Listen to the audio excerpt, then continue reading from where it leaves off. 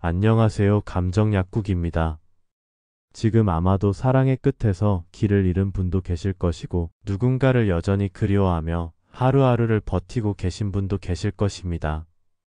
어쩌면 또다시 같은 상처를 반복했다는 자책 속에 나는 왜 이렇게 달라지지 못하는 걸까? 왜 늘 같은 장면으로 돌아가고 마는 걸까? 그 질문 앞에서 눈물을 흘리신 분도 있으실 겁니다. 저는 오늘 그 모든 마음을 다 안아드리고 싶습니다. 누군가는 이렇게 말할지도 모릅니다. 사랑이 끝났으면 잊으면 되지. 다른 사람을 만나면 되지. 조금만 시간이 지나면 괜찮아질 거야. 하지만 정작 그 말을 듣는 우리는 쉽게 납득하지 못합니다. 시간이 흘러도 여전히 마음은 제자리에 멈춘 듯하고 새로운 만남이 찾아와도 낯익은 상처만 떠오르기도 합니다. 그래서 우리는 결국 이렇게 묻게 됩니다. 나는 왜 자꾸 같은 연애 패턴을 반복할까? 왜 이번에도 끝은 눈물로 마무리되는 걸까? 왜 늘 다른 얼굴의 사람인데도 그 안에서 나는 같은 불안, 같은 갈망, 같은 상처를 느끼는 걸까? 사랑은 참으로 신비로운 힘을 가지고 있습니다. 우리를 가장 크게 설레게 하고 또 가장 깊은 절망으로 이끌기도 합니다. 사랑은 단순히 두 사람이 만나 서로를 좋아하는 감정이 아닙니다. 그 안에는 내가 누구인지, 내 안에 어떤 두려움과 상처가 아직 남아있는지, 그리고 내 영혼이 지금 무엇을 배우고 있는지가 모두 담겨 있습니다. 그렇기에 사랑을 되돌아보는 일은 결국 나 자신을 마주하는 일입니다. 사랑은 나를 비추는 가장 선명한 거울이기 때문입니다. 그 거울 앞에 설 때 우리는 때로 충격을 받습니다. 내가 숨기고 싶었던 두려움이 드러나고, 내가 감추고 싶었던 약함이 드러나며, 내가 인정하지 못했던 욕망이 드러나기 때문입니다. 하지만 바로 그 순간이야말로 성장의 기회가 됩니다.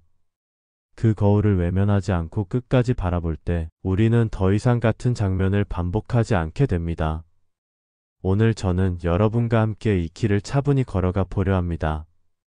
반복되는 사랑의 비밀을 심리학의 눈으로 살펴보고 영혼의 시선으로도 비추어 보겠습니다.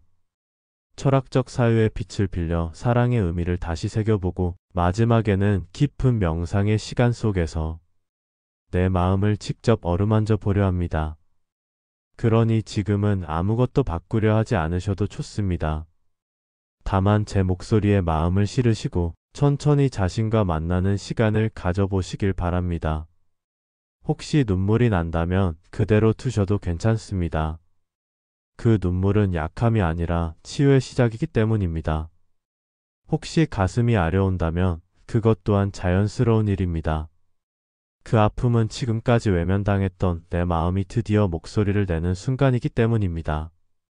이 시간 동안 여러분은 혼자가 아닙니다. 오늘 이 시간을 통해 조금이라도 가벼워지고 조금이라도 넓게 바라보고 조금이라도 따뜻하게 자기 자신을 안아주실 수 있기를 바라면서 이제 본격적으로 이야기를 시작해 보겠습니다. 우리가 살아가며 경험하는 사랑은 단순히 두 사람이 만나 마음을 나누는 사건이 아닙니다. 겉으로 보기에는 취향이 맞아서, 대화가 잘 통해서, 혹은 우연히 타이밍이 맞아서 시작되는 것처럼 느껴지지만 그 안에는 훨씬 더 복잡하고 깊은 심리적 흐름이 숨어 있습니다.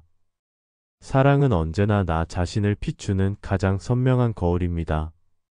누군가와 함께 있을 때 내 안에서 어떤 감정이 튀어나오는지, 내가 어떤 상황에서 불안해지고 어떤 상황에서 행복해지는지를 그대로 드러내 줍니다.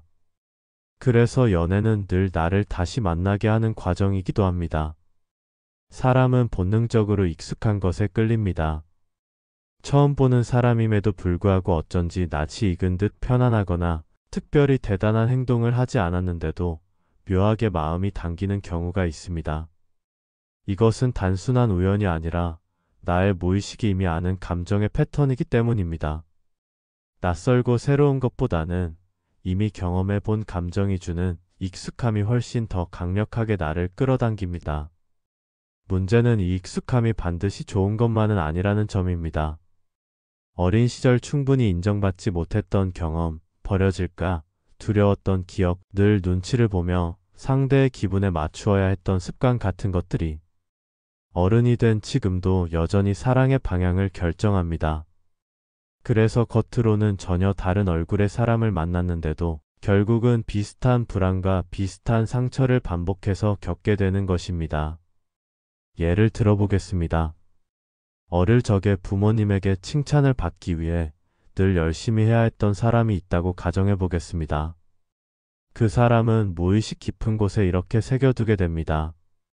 나는 열심히 해야만 사랑받을 수 있다. 이 믿음은 성인이 된 뒤 연애관계에서도 그대로 작동합니다. 연인 앞에서 끊임없이 노력하고 헌신하며 상대를 만족시키려 하지만 정작 본인의 마음은 지쳐버리고 결국 사랑이 무너져 버립니다. 그러고는 이렇게 생각하게 됩니다. 나는 왜 늘 이렇게만 되는 걸까? 왜 상대는 내가 준 만큼 나를 사랑해주지 않을까? 또 다른 경우도 있습니다. 어린 시절 안정적인 돌봄을 받지 못해 늘 버려질까 두려워했던 사람은 무의식적으로 이렇게 다짐합니다. 나는 언제든 떠날 수 있으니 먼저 거리를 둬야 한다. 그래서 연애를 시작할 때는 누구보다 뜨겁게 다가가지만 사랑이 깊어지면 깊어질수록 갑자기 마음이 불안해지고 스스로 벽을 세우며 상대를 밀어내 버립니다. 그러고는 혼자 후회하면서 눈물을 흘리게 되지요. 이처럼 반복되는 사랑의 패턴은 단순한 우연이 아닙니다.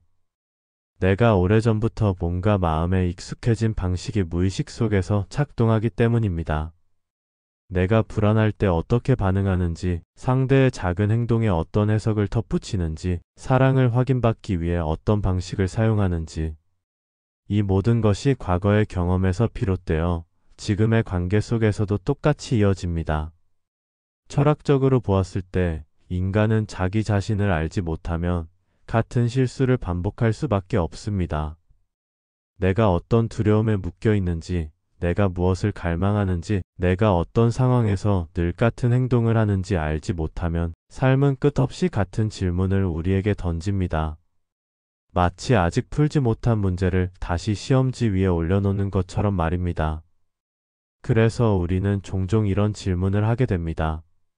왜 나는 늘 비슷한 사람을 만나게 되는 걸까? 왜 나는 늘 같은 방식으로 끝나버리는 걸까? 이 질문을 부끄럽게 여기실 필요는 없습니다. 오히려 이 질문은 내가 이제 변화할 준비가 되어 있다는 신호입니다. 왜냐하면 질문을 던지는 순간 이미 무의식의 각본을 의식 위로 끌어올리고 있기 때문입니다. 반복되는 사랑의 비밀은 결코 우리를 벌주기 위한 것이 아닙니다. 오히려 우리에게 이렇게 속삭입니다. 너는 아직 스스로를 충분히 알아보지 못했다. 이제는 내 안을 더 깊이 들여다볼 시간이 왔다. 따라서 반복되는 패턴을 경험할 때 가장 중요한 태도는 자기 자책이 아니라 자기 관찰입니다. 나는 지금 어떤 상황에서 불안을 크게 느끼는가? 나는 사랑을 확인받기 위해 어떤 행동을 하고 있는가?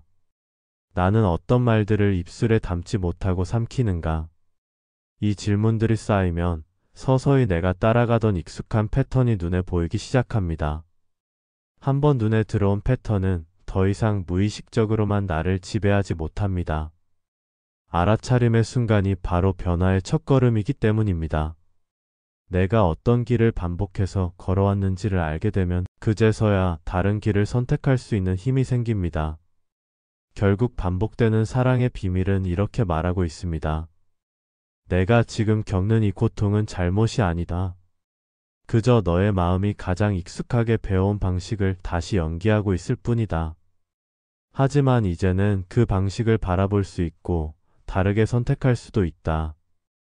우리가 사랑에서 반복되는 패턴을 겪는 가장 큰 이유 중 하나는 어린 시절의 무의식 속 깊이 새겨진 경험이 지금도 여전히 나를 지배하기 때문입니다. 이를 심리학에서는 내면 각본이라고 부릅니다.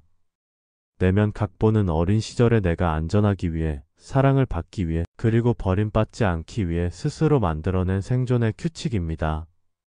아이가 가진 시선은 단순하고 극단적입니다. 그 나이대의 나는 상황을 복잡하게 이해할 수 없기 때문에 한 번의 경험만으로도 사랑은 이런 거구나라고 결론을 내립니다. 그리고 그 결론을 평생의 법칙처럼 무의식 속에 저장해 둡니다. 내면 각본은 정말 다양합니다. 나는 열심히 노력해야만 인정받는다. 나는 상대에게 맞춰야만 버려지지 않는다. 나는 내 감정을 솔직하게 표현하면 미움받는다. 나는 결국 혼자가 될 수밖에 없다. 이러한 무의식의 규칙들이 우리의 선택을 은밀히 지배합니다. 철학적으로 보았을 때 이것은 인간이 자기 자신을 알지 못할 때 겪는 숙명과도 같습니다. 고대 철학자들은 늘 이렇게 강조했습니다. 너 자신을 알라. 내가 어떤 사랑을 원하는지, 내가 어떤 두려움에 묶여 있는지, 내가 어떤 습관을 반복하고 있는지 알지 못하면 삶은 끊임없이 나를 같은 상황 속에 집어넣습니다. 마치 아직 깨닫지 못한 숙제를 풀어내라고 요구하는 것처럼 말입니다. 중요한 사실은 내면 각본은 결코 운명이 아니라는 점입니다. 내가 타고난 성격이나 피할 수 없는 저주 같은 것이 아닙니다. 그저 오랜 시간 반복된 습관일 뿐입니다. 습관은 인식하는 순간 힘을 잃습니다. 내가 어떤 각본을 연기하고 있는지를 알아차리는 순간 그 각본은 이미 절반은 풀려나간 것입니다. 따라서 반복되는 사랑 앞에서 자신을 비난하기보다 이렇게 질문해 보시길 권합니다. 나는 지금 어떤 각본을 따라가고 있는가? 나는 이 장면에서 늘 어떤 선택을 하고 있는가? 이 질문은 단순한 호기심이 아니라 변화의 시작점입니다. 자기 안의 각본을 들여다볼 때 비로소 우리는 선택지를 새롭게 가질 수 있습니다. 그 전에는 무의식적으로 끌려갔다면 이제는 의식적으로 다른 길을 낼 수 있게 됩니다. 여러분이 지금 겪고 있는 반복도 결국 잘못이 아닙니다. 그것은 한때 어린 내가 세운 규칙이 아직 작동하고 있다는 신호일 뿐입니다. 그 사실을 깨닫는 순간 마음은 조금 가벼워지고 반복은 서서히 힘을 잃기 시작합니다. 우리가 사랑에서 반복되는 패턴을 겪는 이유는 단순하지 않습니다. 심리학적으로 볼 때 우리의 무의식은 어린 시절부터 쌓아온 경험을 그대로 간직하고 있으며 그 기억들이 성인이 된 지금도 관계 속에서 계속 모습을 드러냅니다. 그래서 사랑은 언제나 내 마음을 비추는 거울이 됩니다. 겉으로는 우연히 시작된 만남 같지만 그 안에는 내가 어떤 사람인지, 어떤 불안을 안고 살아왔는지, 또 어떤 방식으로 사랑을 배우고 표현해 왔는지가 그대로 담겨 있습니다. 사람은 누구나 익숙한 것에 끌립니다. 하지만 문제는 그 익숙함이 반드시 행복한 것이 아니라는 데 있습니다. 많은 경우 그 익숙함은 상처와 두려움의 냄새를 품고 있습니다. 옛날에 한 작은 마을에 거울의 숲이라는 곳이 있었다고 상상해 보겠습니다. 그 숲에는 수많은 거울 나무가 있었는데 그 나무에 가까이 다가가면 자신이 가장 깊이 두려워하는 모습이 비쳐 보였습니다. 누군가는 버려지는 모습이, 누군가는 혼자가 된 모습이, 또 누군가는 아무리 애써도 사랑받지 못하는 모습이 비쳤습니다. 마을 사람들은 그 숲을 피하려 했지만 이상하게도 누구나 언젠가는 그 숲에 들어가야만 했습니다. 그리고 숲 안에서 자신이 가장 익숙하게 느끼는 거울을 마주하게 되었지요. 왜냐하면 인간은 본능적으로 익숙한 감정에 끌리기 때문입니다. 이 이야기는 우리 마음의 패턴을 그대로 보여줍니다. 사랑에서도 우리는 자신이 가장 익숙하게 경험한 감정을 다시 찾아가게 됩니다. 어릴 적 충분히 인정받지 못한 사람은 자신을 인정해주지 않는 상대에게 오히려 더 끌리고, 버려질까 두려워했던 사람은 늘 가까워지다가 멀어지는 관계를 반복합니다. 이것은 마치 거울의 숲에서 늘 같은 나무 앞으로 발걸음이 향하는 것과 같습니다. 심리학에서는 이것을 반복 강박이라고 합니다. 우리는 의식적으로는 이번에는 다르게 사랑하고 싶다고 다짐하지만 무의식은 이번에는 같은 장면이지만 다르게 끝낼 수 있을지도 몰라라는 희망을 품고 다시 그 익숙한 상황을 불러옵니다. 그러나 준비되지 않은 상태에서는 결국 같은 결말로 이어지고 우리는 또다시 상처를 경험하게 됩니다. 아이 때 만들어진 규칙, 즉 내면 각본은 매우 단순합니다. 나는 참아야 사랑받는다. 나는 먼저 떠나야 덜 아프다. 나는 열심히 해야만 인정받는다. 이 규칙들이 무의식적으로 작동하면서 전혀 다른 사람을 만나도 결국 같은 연극 무대를 꾸며버립니다. 많은 분들이 이런 경험을 하셨을 겁니다. 분명 이번에는 다를 거라고 믿었는데 시간이 지나면 또다시 같은 문제로 싸우고 또다시 같은 이유로 상처받고 결국 비슷한 모습으로 이별을 맞이하게 됩니다. 그럴 때 우리는 스스로를 탓합니다. 나는 왜 이렇게 바보 같을까? 왜 나는 달라지지 못할까? 왜 나는 늘 같은 결말을 맞이할까? 하지만 사실 이건 개인의 잘못이 아닙니다. 그저 무의식에 오랫동안 익숙해져 버린 방식을 그대로 재현한 것뿐입니다. 이 패턴은 누구나 가지고 있으며 그것을 알게 되는 순간부터 비로소 변화가 시작됩니다. 거울의 숲으로 돌아가 봅시다. 마을에 한 아이가 있었습니다. 그 아이는 늘 나는 아무리 해도 사랑받지 못해라는 거울 앞에만 서곤 했습니다. 그러다 어느 날 아이는 용기를 내어 다른 거울 앞에 섰습니다. 그 거울에는 낯설지만 새로운 장면이 비쳤습니다. 나는 있는 그대로도 괜찮아. 처음에는 어색하고 믿기 어려웠지만 아이의 눈빛이 조금씩 그 거울을 받아들이자 숲 속의 풍경은 달라지기 시작했습니다. 이 장면은 우리가 실제로 겪는 심리적 전환을 상징합니다. 무의식이 시키는 대로 늘 같은 패턴만 반복하다가 한 번이라도 멈추어 서서 나는 지금 무슨 각본을 따라가고 있는가 하고 자문하는 순간 전혀 새로운 길이 열리기 시작합니다. 철학에서는 익숙함은 안전처럼 보이지만 사실은 성장의 발목을 잡는다라는 통찰을 전해줍니다. 우리가 계속해서 같은 관계를 반복하는 이유는 새로운 길로 들어서는 것이 두렵기 때문입니다. 익숙한 고통은 낯선 행복보다 오히려 편안하게 느껴지기도 합니다. 그래서 우리는 스스로도 모르게 낯선 행복 대신 익숙한 아픔을 선택합니다. 그러나 삶은 우리에게 끊임없이 묻습니다. 너는 언제까지 같은 길을 반복할 것이냐? 이제는 다른 길을 걸어갈 준비가 되었는가? 이 질문 앞에 솔직해질 때 우리는 비로소 변화할 힘을 얻게 됩니다. 반복되는 사랑의 비밀은 결국 우리 안에 있습니다. 그것은 결코 운명이나 저주가 아니라 아직 풀어내지 못한 무의식의 각본이 계속해서 작동하고 있는 것뿐입니다. 따라서 여러분이 지금 겪고 있는 아픔을 지나치게 탓하지 않으셔도 됩니다. 그것은 누구에게나 있는 과정이며 자신을 이해하고 바라보는 순간부터 조금씩 달라질 수 있습니다. 마치 거울의 숲속에서 다른 나무 앞에 서기로 결심한 아이처럼 우리도 언젠가 낯설지만 새로운 거울 앞에 설 수 있습니다. 그때 비로소 우리는 알게 됩니다. 반복은 나를 괴롭히기 위해서가 아니라 나를 더 잘 알게 하기 위해 존재했던 것이라는 사실을. 사랑이 우리를 가장 혼란스럽게 하는 이유 중 하나는 분명 새로운 관계를 시작했는데도 결말은 늘 비슷한 장면으로 흘러간다는 사실입니다. 처음에는 설레고 특별했지만 시간이 지나면 결국 같은 불안과 갈등을 경험하게 됩니다. 심리학은 이 현상을 단순한 우연으로 보지 않습니다. 이는 무의식적 재현이라고 불리는 강력한 심리적 힘에서 비롯됩니다. 프로이트 이후의 정신분석학자들은 인간이 무의식적으로 과거의 중요한 관계를 현재에 옮겨온다고 설명했습니다. 이것을 전이라고 부르기도 하는데 우리는 새로운 연인에게 과거 양육자와의 경험을 덧씌우는 경향이 있습니다. 연인은 단순히 지금 눈앞의 상대가 아니라 내 마음속에서 오래된 감정을 다시 일깨우는 대리인이 되는 것입니다. 예를 들어 어린 시절 부모에게 무시당했던 기억을 가진 사람은 연인이 사소하게 연락을 늦추기만 해도 강렬한 버려짐의 두려움을 느낍니다.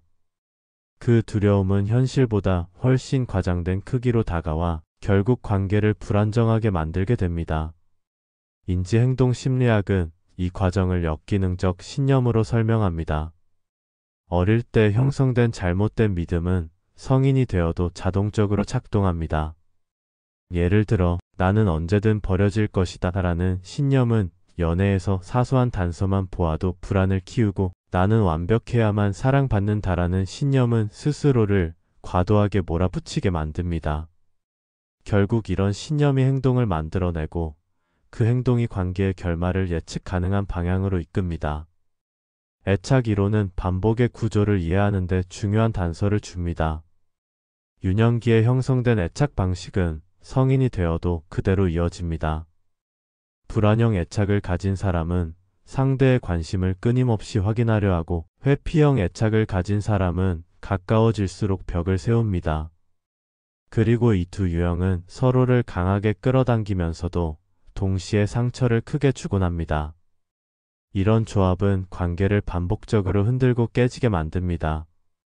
최근 뇌과학 연구는 이 반복이 단순한 심리 현상이 아니라 신경회로의 습관화와도 관련이 있음을 보여줍니다. 뇌는 익숙한 자극과 감정에 더 빨리 반응하도록 배선되어 있습니다. 즉, 내가 어린 시절부터 경험해온 감정 패턴이 뇌 속에서 신경망을 단단히 형성해 놓고 새로운 관계 속에서도 똑같은 회로가 작동하는 것입니다. 그래서 우리는 의도와 달리 무의식적으로 같은 선택을 하고 같은 결과를 만들어내는 것이지요. 철학자 키에르케고르는 인간의 삶을 반복이라는 개념으로 설명했습니다. 인간은 늘 같은 실수를 반복하지만 그 안에서 선택의 자유를 다시 확인할 수 있다고 보았습니다. 즉, 반복은 피할 수 없는 운명이 아니라 우리가 다르게 선택할 수 있는 기회를 보여주는 장치라는 것입니다. 이 관점은 사랑의 패턴에도 그대로 적용됩니다. 반복은 고통스럽지만 동시에 변화할 수 있는 가능성을 비추는 거울이기도 합니다. 많은 분들이 이렇게 말씀하십니다. 나는 왜 늘 비슷한 사람을 만나게 될까? 처음엔 다른 사람 같았는데 결국 같은 문제로 끝나버린다. 이는 여러분이 부족하거나 잘못해서가 아니라 아직 무의식적 각본을 의식 위로 충분히 끌어올리지 못했기 때문입니다. 즉, 내가 어떤 신념과 감정 패턴을 가지고 있는지 자각하지 못한 채 익숙한 길을 다시 걸어온 결과일 뿐입니다. 중요한 것은 이 반복은 절대 불가피한 운명이 아니라는 점입니다. 심리학은 반복을 치유의 기회로 봅니다.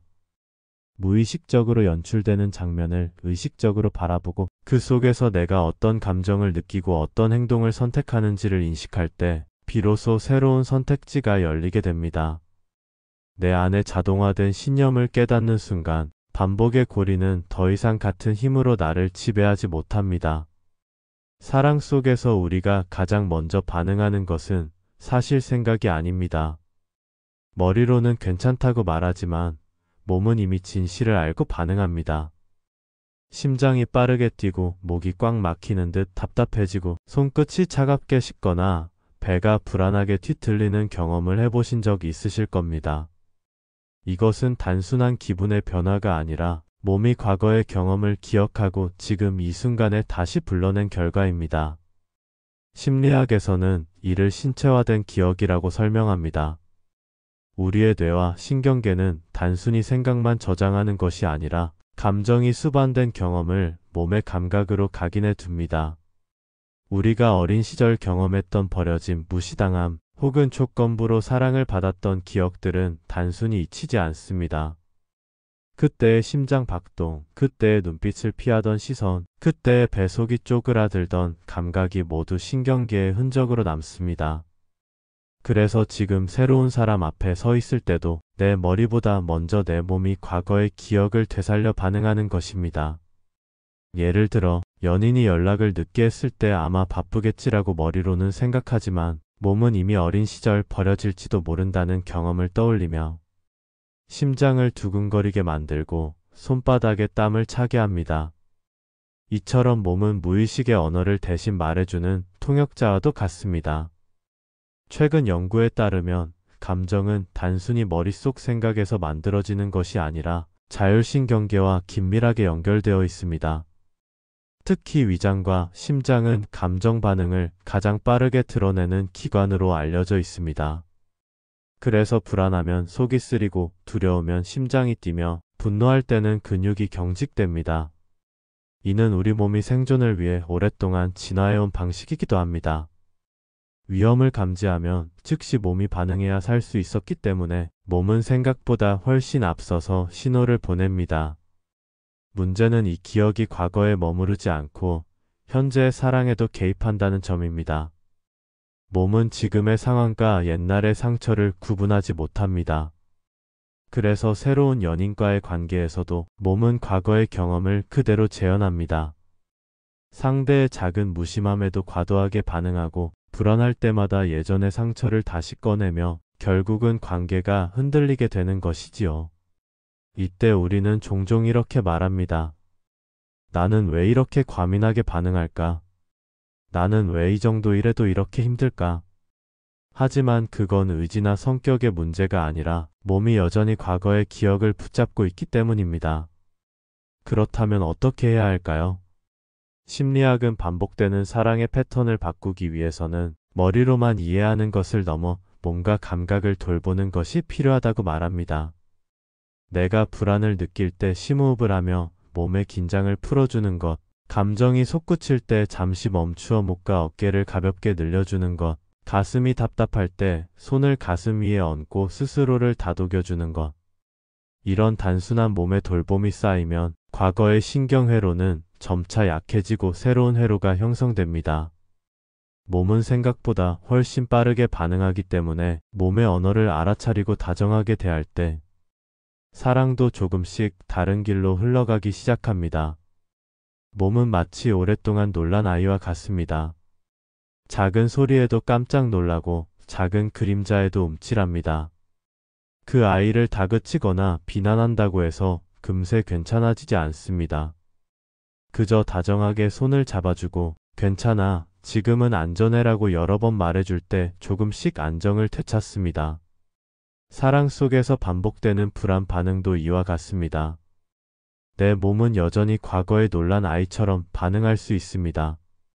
그러나 내가 의식적으로 내 몸을 안심시켜줄 때 점점 새로운 반응을 배울 수 있습니다. 몸은 단순한 껍데기가 아니라 내가 지나온 사랑과 상처, 기쁨과 두려움을 모두 기억하는 그릇입니다. 그리고 몸은 늘 나를 배신하는 것이 아니라 오히려 여기 아직 닫히지 않은 상처가 있다라고 알려주는 충실한 신호등입니다. 따라서 반복되는 사랑의 패턴을 이해하려면 머리로 생각하는 것뿐만 아니라 몸이 보내는 작은 신호에도 귀 기울이셔야 합니다. 몸은 늘 현재를 말해주고 그 언어를 배워갈 때 우리는 조금씩 더 자유로워집니다.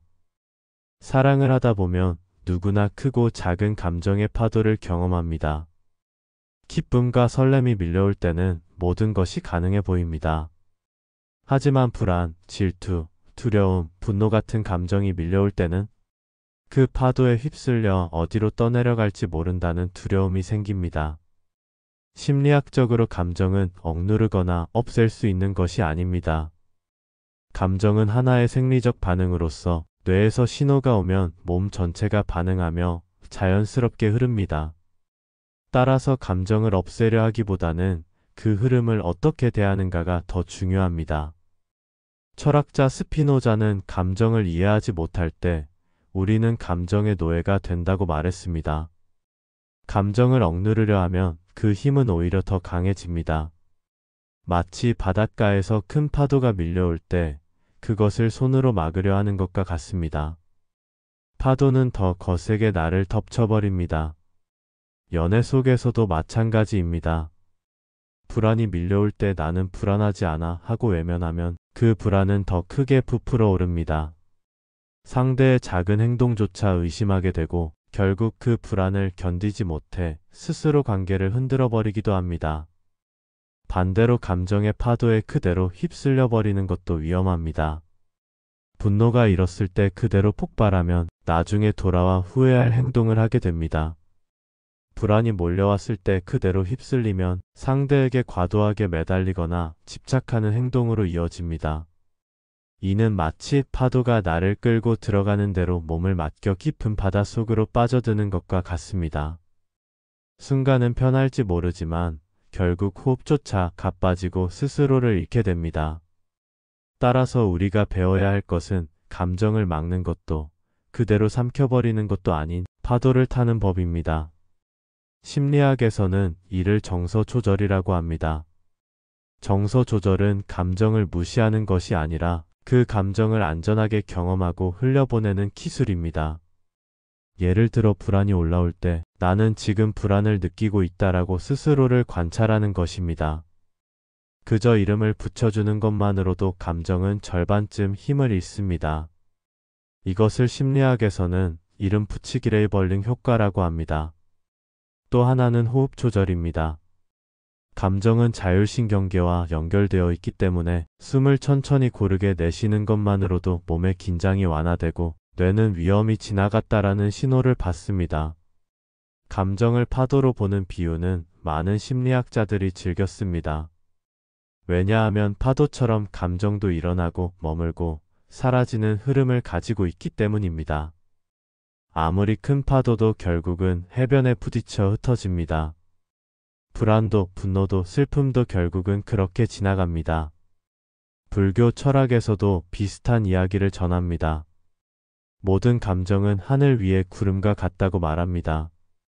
구름은 모였다가 흩어지고 형태를 바꾸며 하늘을 영원히 덮을 수는 없습니다. 우리의 마음도 마찬가지입니다. 아무리 짙은 감정이 드리워도 그 뒤에는 늘 맑은 의식의 하늘이 존재합니다. 예를 들어보겠습니다. 연인이 갑자기 연락이 늦어져서 마음이 불안해진 상황을 떠올려 보십시오. 머리로는 바쁠 거야 라고 생각하지만 가슴은 두근거리고 손은 휴대폰을 붙잡게 됩니다. 이때 많은 사람들이 불안을 참으려 하거나 반대로 충동적으로 연락을 퍼붓습니다. 하지만 여기서 할 수 있는 또 다른 선택이 있습니다. 가슴에 손을 얹고 천천히 숨을 들이마시고 내쉬며 스스로에게 말하는 것입니다. 나는 지금 불안을 느끼고 있어. 이 불안은 나를 해치지 못해. 곧 흘러가 줄 거야.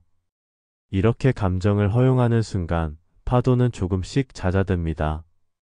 그리고 그제서야 나는 차분히 상황을 바라볼 수 있고 충동적이지 않은 다른 선택을 할 수 있게 됩니다.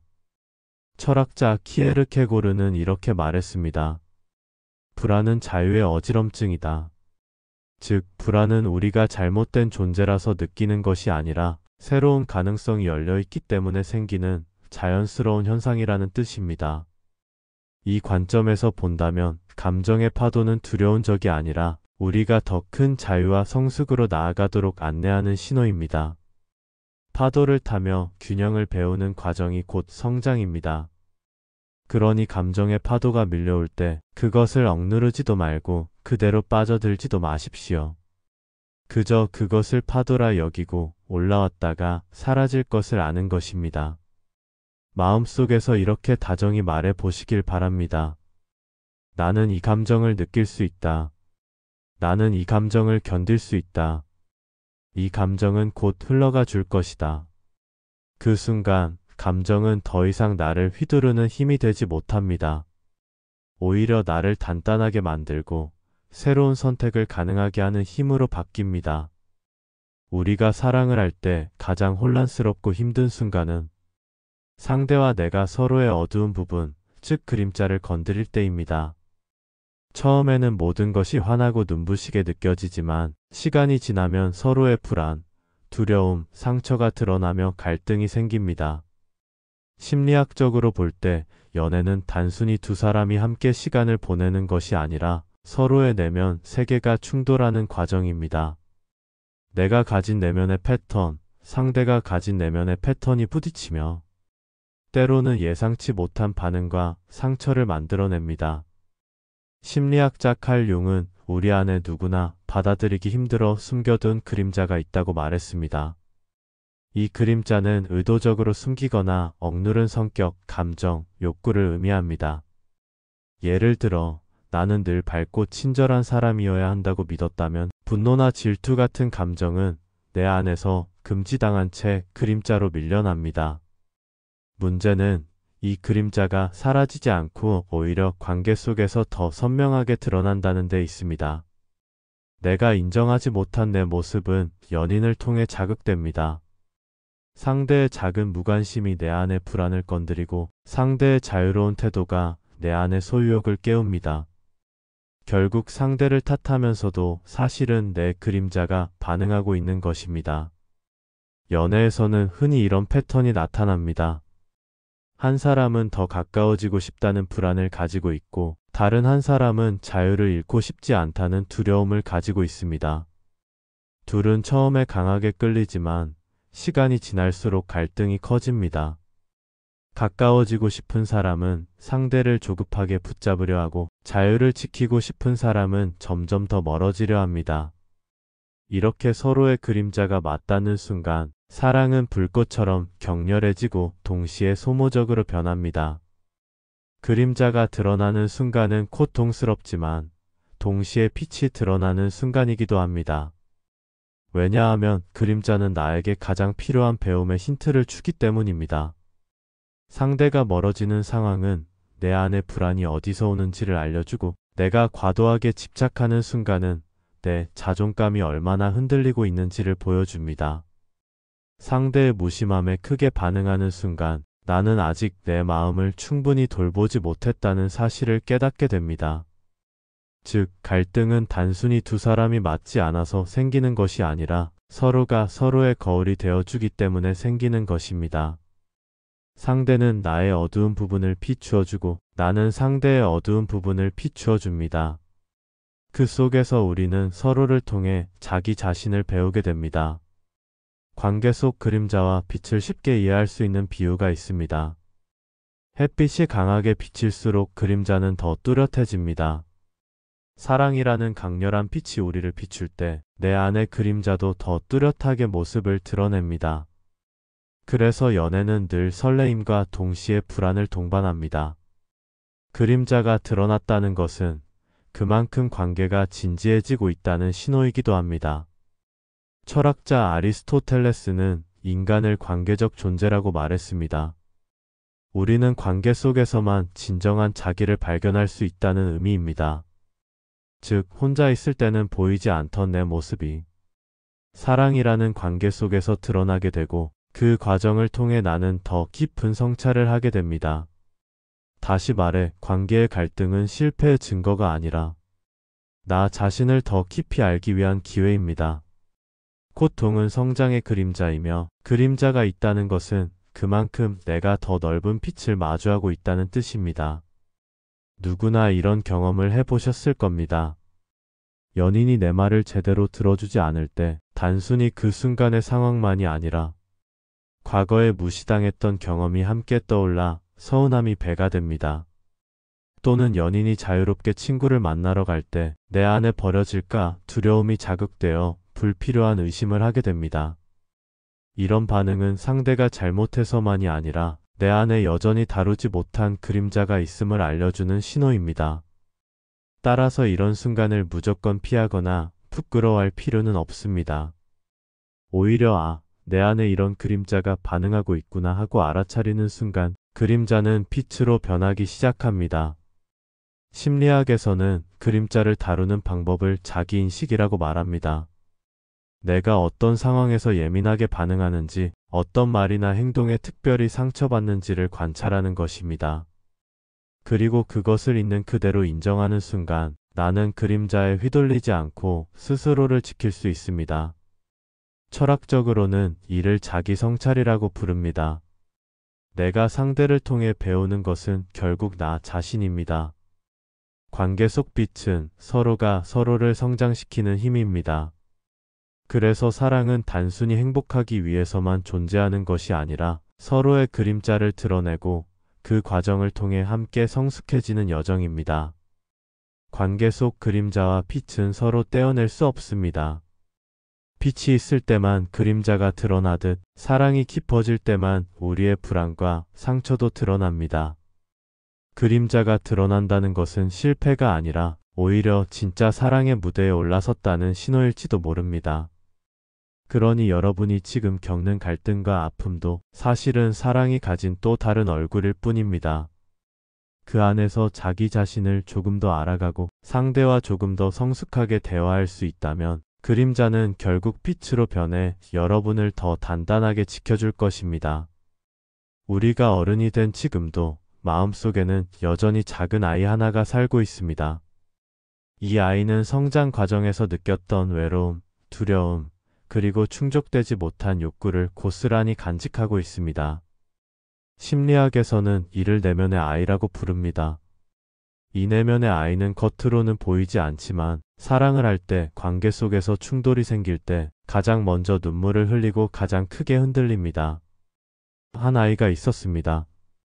이 아이는 부모의 관심을 받기 위해 언제나 착하고 성실해야 했습니다. 자신의 진짜 감정은 숨기고 늘 웃는 얼굴로 있어야 사랑받을 수 있다고 믿게 되었지요. 그 아이는 결국 이렇게 배웁니다. 나는 있는 그대로는 사랑받을 수 없어. 이 믿음은 어른이 된 뒤에도 그대로 작동합니다. 연애를 할 때 상대가 무심한 행동을 하면 내면의 아이는 다시 과거로 돌아간 듯 두려워집니다. 나는 또 버려질 거야. 나는 충분하지 않아. 그래서 성인이 된 나는 더 애쓰거나 혹은 불안에 지쳐 관계를 망가뜨리게 됩니다. 우리가 반복되는 패턴을 멈추지 못하는 이유는 사실 이 내면의 아이가 아직도 과거에 머물러 있기 때문입니다. 그 아이는 지금도 사랑을 원하고 안전을 바라고 이해받기를 갈망합니다. 그 아이를 무시하거나 억누르면 불안과 집착, 분노와 같은 감정으로 다시 튀어나오게 됩니다. 따라서 치유의 첫걸음은 이 아이를 외면하지 않고 따뜻하게 만나주는 것입니다. 어떻게 만날 수 있을까요? 편안한 자세로 앉아 눈을 감고 마음속에 작은 방 하나를 떠올려 보십시오. 그 방 안에는 어린 시절의 내가 앉아 있습니다. 혹은 울고 있을 수도 있고 겁먹은 표정을 하고 있을 수도 있습니다. 그 아이를 향해 천천히 다가가 다정하게 말해보세요. 내가 얼마나 외로웠는지 알아. 내가 얼마나 사랑받고 싶었는지 알아. 그때는 아무도 내 이야기를 들어주지 않았지만 이제는 내가 너를 지켜줄 거야. 이 짧은 대화만으로도 마음속의 긴장이 눈물처럼 흘러내리며 풀릴 수 있습니다. 심리학에서는 이를 자기 제약육이라고 부릅니다. 내면의 아이가 과거에 받지 못했던 돌봄을 지금의 내가 직접 제공하는 것입니다. 이 과정은 단순한 상상처럼 보이지만 실제로 뇌와 신경계는 그 위로를 현실처럼 받아들입니다. 따라서 반복되는 불안 반응이 점차 약해지고 새로운 안정감이 자리 잡기 시작합니다. 내면의 아이는 마치 오래된 편지와도 같습니다. 오랫동안 서랍 속에 넣어두었지만 그 편지는 여전히 내가 읽어주기를 기다리고 있습니다. 그 편지를 꺼내 읽어줄 때 비로소 그 이야기는 끝을 맺고 새로운 문장이 시작될 수 있습니다. 일상에서 연습해 볼까요? 힘들 때 스스로에게 괜찮아, 내가 그렇게 느낄 수 있어 라고 다정하게 말해주세요. 혼자 있는 시간이 불안할 때 어린 시절의 나와 함께 걷는다고 상상하며 산책을 해보세요. 거울 앞에서 나는 지금도 충분히 괜찮은 사람이다 라고 속삭여 보세요. 이 작은 행동들이 쌓이면 내면의 아이는 점점 안정을 찾습니다. 내면의 아이는 우리 안의 상처이자 동시에 회복의 열쇠입니다. 그 아이가 여전히 울고 있다는 것은 내가 아직 나를 충분히 안아주지 않았다는 뜻입니다. 하지만 이제는 다릅니다. 지금의 나는 그 아이를 품어줄 힘이 있습니다. 그러니 오늘 이 시간 이렇게 속삭여 보세요. 사랑하는 내 안의 아이야, 이제 내가 널 지켜줄게. 너는 혼자가 아니야. 너는 언제나 사랑받을 자격이 있는 존재야. 그 순간 내면의 아이는 비로소 고개를 들어 당신을 바라볼 것입니다. 그 눈빛은 두려움 대신 안도와 신뢰로 채워져 있을 것입니다. 오늘 우리는 사랑 속에서 왜 같은 패턴을 반복하게 되는지 긴 여정을 함께 걸어왔습니다. 처음에는 무의식과 어린 시절의 경험이 어떻게 지금의 사랑을 만들고 있는지 살펴보았습니다.